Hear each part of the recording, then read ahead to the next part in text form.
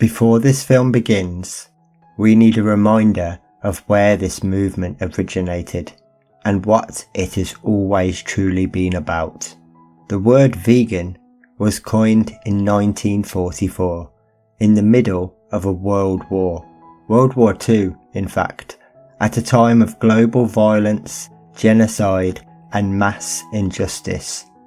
And yet, amid all of that devastation, a handful of people chose to create the ultimate peace movement. They weren't trying to be popular. They weren't trying to win the next political campaign.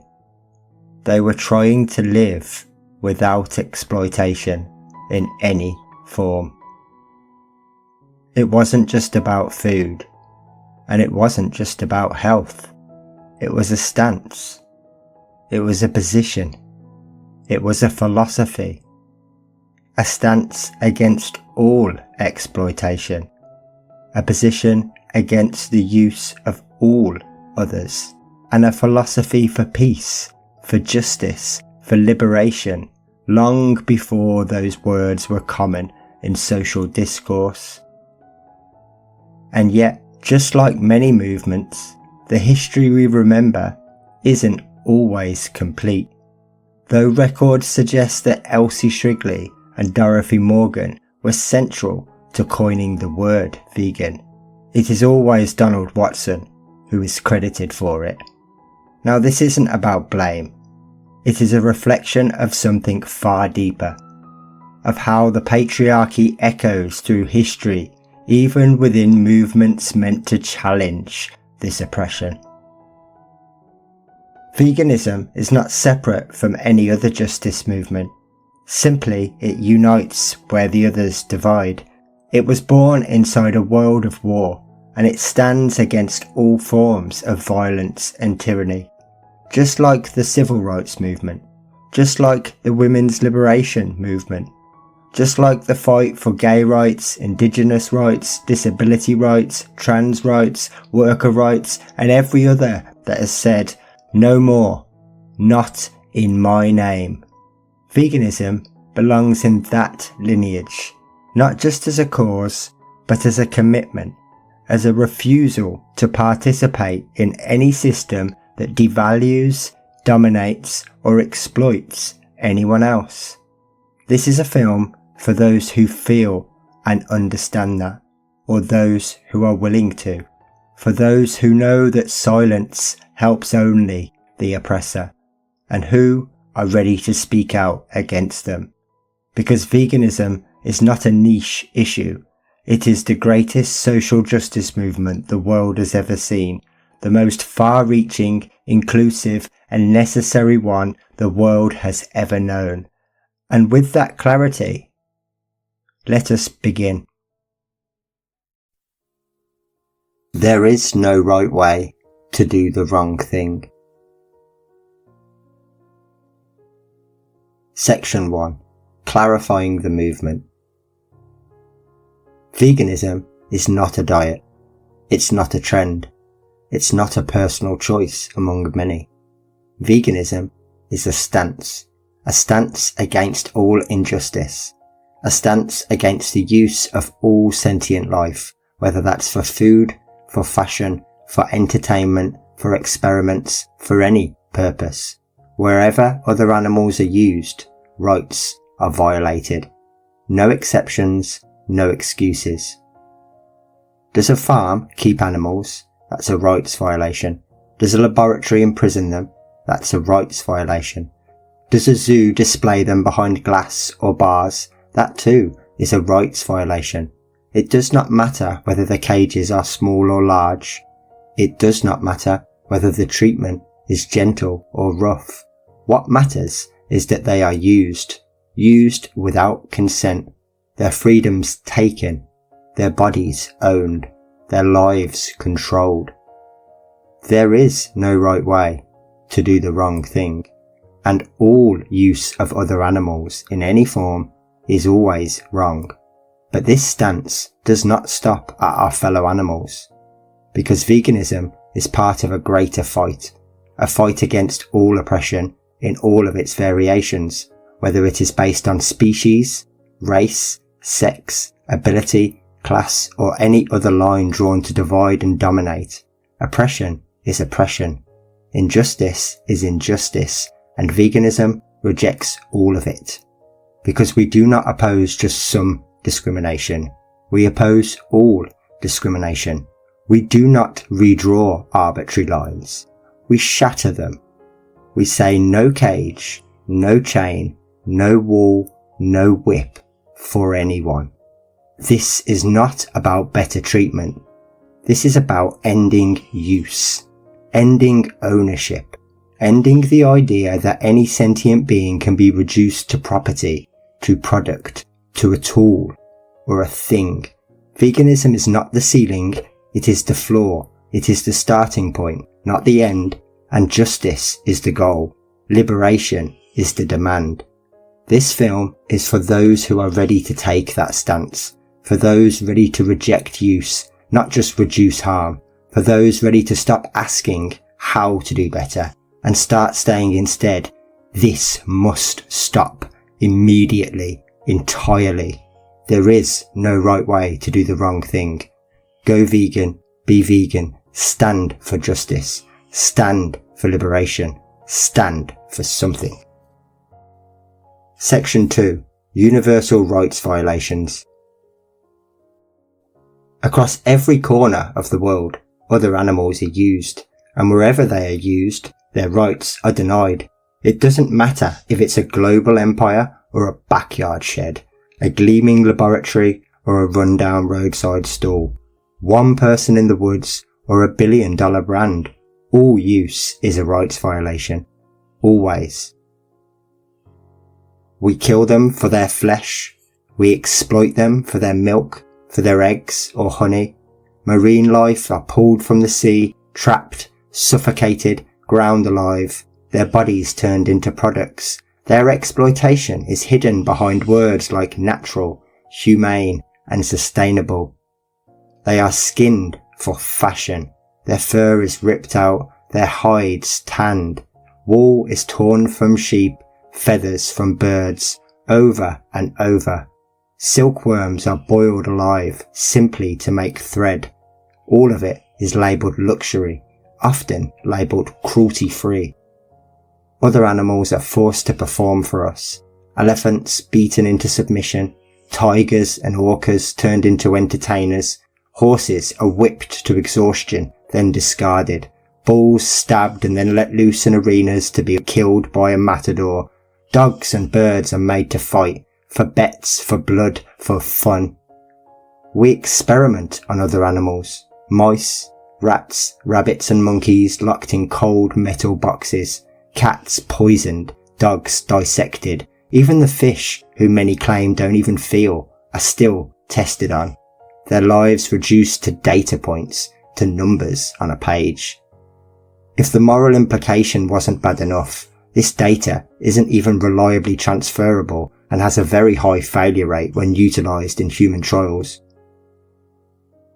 They are made to do our labour. Donkeys and camels breaking under tourist loads, horses bound to carriages in heavy traffic, elephants trained with pain and used like machines. Their strength is taken, their will is ignored. We breed and sell them, whether those dogs in mills, birds in cages, or cats in your next door neighbour's living room. Reptiles and other exotic animals are brought, traded and confined, their instincts erased, their natural nature crushed, all for companionship. No, all for profit. And this is not rare. This is not the extreme or the exception. This is normality, or at least the normality we have allowed to come into fruition. And it is important that we recognise that even if all of those treatments above were better, all of those standards above were perfect, it would change nothing about the fundamental wrong. These animals are unable to consent to us. They are unable to give us permission. Everything that we do to them, therefore, is a rights violation. This is unavoidable. This is not about size. This is not about scale. It is about principle. If other animals are used, then their rights are violated, whether that's in a backyard or a global empire, whether it's for food, for fashion, fun, science, or even companionship. It is a rights violation. So what is a rights violation? It's basically an infringement on someone else's freedom. It's not just pain. It's not just suffering. It's using someone without their consent for your own benefit.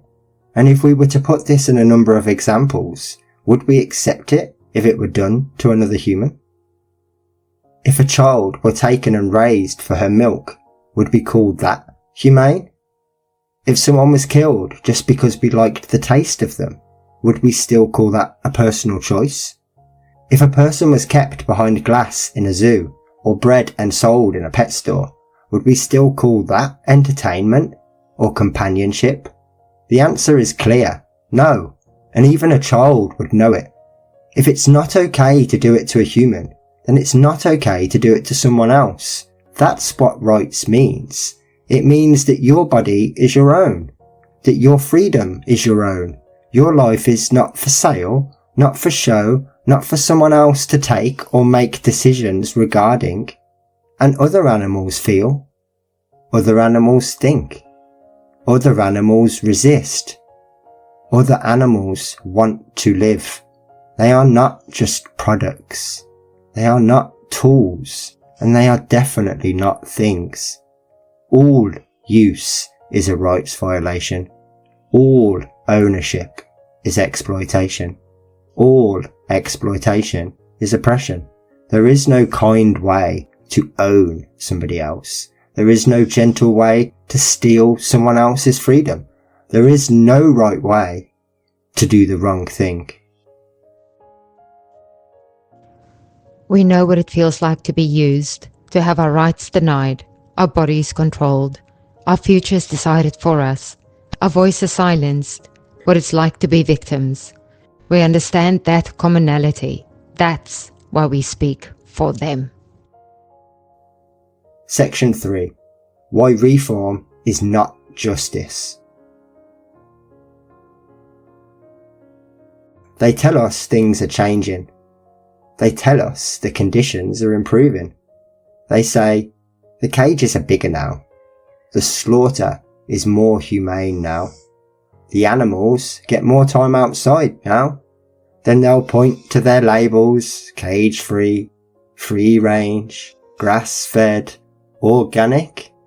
But we must ask, is a bigger prison still a prison? If the walls are all painted nicely and the floors are carpeted, does that change what it is? If the door is left open, but you still can't leave, are you free? Let's put this more simply. If someone is still being owned, still being controlled, still being used, that is still always a violation. A warm prison doesn't stop being a prison. A kind owner doesn't stop being an owner. And killing someone gently is still killing. Imagine someone said, I don't beat my dog. I just sell her puppies. Would we call that compassionate? Or would we ask why she's being bred and the puppies sold at all? Imagine someone else said, I don't hit my horse. I just ride him for fun. Would we call that ethical, even though the horse has no say? If the victim is unaware, is it still a killing? If the execution is quick, is it still an execution? If we smile whilst we're doing it, does that make it just? These labels are not just for the other animals. They're for the humans. They're there for our comfort. They exist to ease and appease guilt, not to stop violence. Justice is not comfort. Justice is not less harm. Justice is not improved oppression. Justice is freedom. Justice is the absence of oppression. People say humane slaughter, but that's an oxymoron. There's no such thing. because there is no humane way to kill someone who does not want to die. Those are the facts, and it would never change with better lighting or with softer hands. And this is why veganism is not about better farms, not about cleaner slaughterhouses, not about higher welfare. It is about ending use itself, ending exploitation itself, ending the lie that violence can be done nicely, because empty cages, not comfortable ones, are the goal. Freedom and not free range is the goal. Liberation and not regulation is the goal. There is no reform that makes injustice just. There is no version of violence that becomes kindness. There is no right way to do the wrong thing. Section 4. The language of use. Language shapes our world. It shapes how we speak. It shapes how we think. And if your language is limited, thus your thinking is limited. Words are not neutral. Words are carriers of values. They can reveal injustice, or they can hide it. And when it comes to our fellow animals, our language has been carefully shaped to hide this truth, to make violence sound normal, to make exploitation sound reasonable, to make living beings sound like things. People say livestock, but what they mean is sentient life. People say product, but what they mean is someone else's body or bodily fluids. People say it, but what they are talking about is a someone. That one word, it, instantly turns a sentient life into an object. Not a person, not an individual, just a thing. But when they say instead of it, when we say someone instead of something, we bring them back into view. We restore their presence. We remind ourselves that this being exists. This being matters. That's why a hunter would say, I harvest it for food. I'm grateful for its sacrifice. But if we speak honestly, we'd say, as a killer, I took the life of someone who did not want to die. They did not offer their life to me. It was not a gift. I stole it. Changing simply a few words exposes the entire illusion of this oppression. They call women cows to mock our bodies, to devalue us, or rats to make us seem unclean, untrustworthy, dogs, bitches, snakes, pigs. The insults are so often the names of other animals. As it is established already, they are beneath them, and that's how they want you to feel too. It's always derogative, always objective, always the same. That's not random. It's the language of power and the power of language. Repeated by a culture that is taught to be speciesist, taught to discriminate or subjugate out of fear, desire, ignorance or malice. But that curse can be cured. Those lies can be doused with truth, and these many wrongs can be righted. We hold the power. We just have to demand that instead. People will say harvest, but they mean killing. People will say processing, but they mean dismembering. They say meat, but they mean body part. They say dairy, but they mean stolen baby calf milk. They say animal abuser, but what do they mean? To most people, that's someone who punches a cow or kicks a dog. So when a high welfare dairy farmer gently milks a cow, they don't feel called out by that, because they think cruelty is about the how and not what they do. This is where we go wrong, because when we use the oppressor's words, we fight using their rules, and that means only they win. They own the board. To the average person, cruelty means something extreme, something unnecessary. They don't see routine use as cruel, they see it as normality. So when we chant, stop animal cruelty, they think, I agree, that's why I buy free range eggs. See, use is the problem. Not just the pain. Not just the method. Use. Ownership. Exploitation. The rights violation. Not the violation of comfort. So we must stop arguing over these definitions and instead just start using different words. Stronger words. Words with more conviction. And then there's how we speak about each other. We call people rats. We call them pigs. We call them dogs, snakes, vultures. Why? It's because we've already been trained to see those animals as beneath us, as dirty, selfish, violent, lesser. It's not an accident. It's conditioning. It's programming. We call someone a love rat when they're unfaithful in a relationship, even though rats often mate for life. We insult people by calling them what we already oppress. It's speciesism, internalized and then weaponized. This is how injustice spreads. This is how injustice perpetuates. Through words, through stories, through jokes, through the quiet, constant repetition of ideas that may seem harmless, but they shape how we think, and they shape how we treat others. But we can rewrite all of this. That's the beauty of language. We can change the way that we speak, and we can edit the way that we type. We can stop hiding violence behind soft words and labels.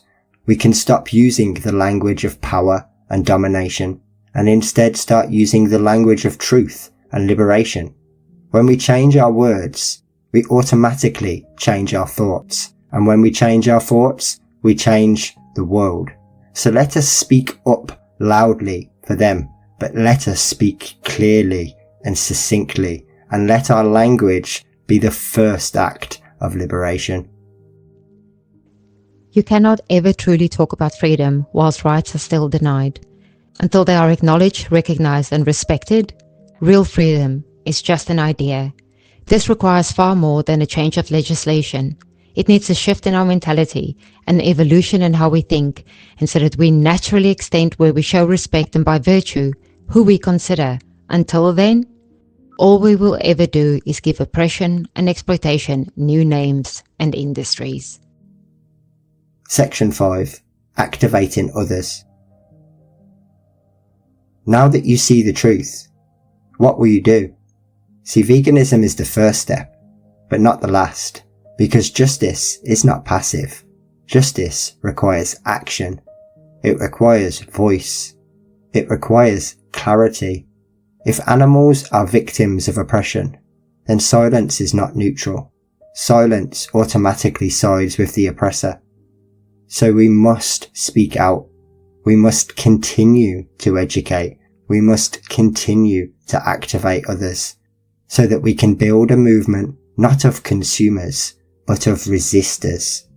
First, we all must understand the fundamental wrong, and that is not suffering, and it is not cruelty, it is use.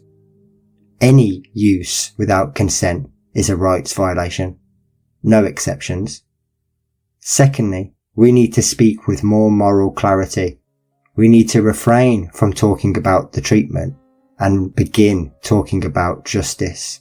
We need to refrain from talking about less suffering and instead demand no more use. We need to refrain from talking about bigger cages and instead remind the object is no cages. There's no such thing as humane slaughter, it's simply unjust killing. We want liberation, not regulation. We want freedom, not free range, and we want rights, not welfare. But what if people push back? What about if they say, well, plants have feelings. What about other animals? They eat meat. These are not real questions from real interested people. These are simply deflections. And the reason that they're asked is because these people have no idea what veganism is. They assume that veganism is a diet, or a lifestyle, or a personal choice, something that they can simply opt out of. But it's so important that we remind them, this is not about diet. This is not about health. This is not about any of our own personal preferences. This is a social justice movement with moral obligations. They taught us to be polite, to be just like them, to stay small and stay quiet, to nod along and not disturb the order, disturb normality. But justice was never handed to those who waited, and peace won't ever occur by repeating violence. Liberation comes to those who disrupt the silence, not those who obey it.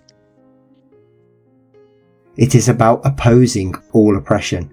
It is about refusing to participate in the violation of someone else's rights. When people understand that, they will stop asking, "Why are you vegan?" and start asking themselves, "Why am I not?" And that's precisely the shift that we need. We need to be creating not just vegans, but abolitionists, people who don't just avoid injustice, they actively oppose it. They actively speak about it, and they actively activate others to do the same. When they do outreach, there's no need for inreach. We don't create vegans who stop at food or think that this is simply something they can pick up and drop when it suits. We create vegans who understand the fundamental wrong. They're not consumers, they're liberators. They're not welfareists, they're abolitionists. Someone who says clearly, other animals are not ours. Their bodies are not ours. Their use is never justified. Their liberation is non-negotiable. This is how we grow. This is how we win. One consistent voice, constantly speaking the truth, activating and empowering one another, and another, and another, every single day until all of this oppression ends. Section 6. The Call for Abolition and Liberation. Now picture this. A world without cages. A world without chains. A world without slaughterhouses. Without animal testing laboratories. Without any exploitation. Picture our fellow animals as no longer being seen as property. No longer being seen as commodities, no longer being seen as things to be used. Picture them free, not in cages, but in sanctuaries or in the wild. Not behind bars, but simply under open skies. Not owned, but liberated. Let's create a world where a mother cow never again has to be worried about being separated from her calf, and a pig can roll comfortably in the earth without having to be worried about concrete, or a fish swimming in the ocean will never recognize a net. A bird in the air will never know the sound of a gunshot. This doesn't have to be a dream. This doesn't have to sound idealistic. This is what justice sounds like. And it doesn't begin with reform. And it doesn't begin with better treatment. It begins with abolition. It begins with non-compliance. It begins with non-use. And it begins with you. Because veganism is not the ceiling. It is the floor. It is where justice begins, not where it ends. A vegan world is not a plant-based society. A vegan world is a society that has rejected oppression itself, that has torn down every single arbitrary line, whether that's species, race, sex, ability, class, all of it is gone. A world that still allows any animal use, even gentle use, is not a vegan world. A world that ends all non-human animal use but allows racism, homophobia or any other tyranny is not a liberated world. It is just a different form of injustice with a different name. True veganism is the total opposition to domination, to ownership, to exploitation.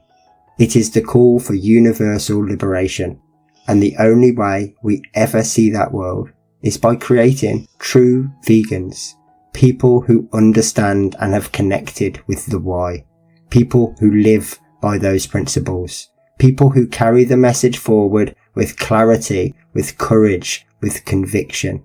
We don't need any more half measures. We don't need any more slightly better choices. We need a movement that's consistent, a movement that says no more cages, no more chains, no more victims, not for food, not for culture, not for profit, not for anyone. A movement that constantly cements the idea that this is not a diet, this is not a trend, this is a revolution in values. So stand on the side of liberation, stand on the side of freedom, stand on the side of justice, and say no more, not in my name, not in this world. We can end the violence, we can end the exploitation, and we can end the oppression, but only if we speak out, only if we unite, only if we educate, only if we create other abolitionist vegans who create more abolitionist vegans who carry the truth every day until every cage is free. A world built on exploitation isn't broken. It's working exactly as intended for those who profit from it. But those same systems will turn on you too if they haven't already. Oppression never stays neatly contained, it never stays quiet. That's why we can't either. That's why we are not asking for kinder or tidier versions of violence or injustice. We're demanding an end to all of it now. This is the call. This is the moment. This is the movement for abolition. And it begins, as always, with you. This was never about new and improved versions of oppression. It was about ending it, all of it, completely and indefinitely. Not someday, not when it's convenient, not when it's cheaper or easier or your friends think it's trendy. Now, go vegan, live vegan, refuse their systems, align your morals with your actions. And know this. Liberation will truly begin the moment we stop pretending injustice can be done kindly. Peace will finally be known when we recognize we cannot evolve using violence.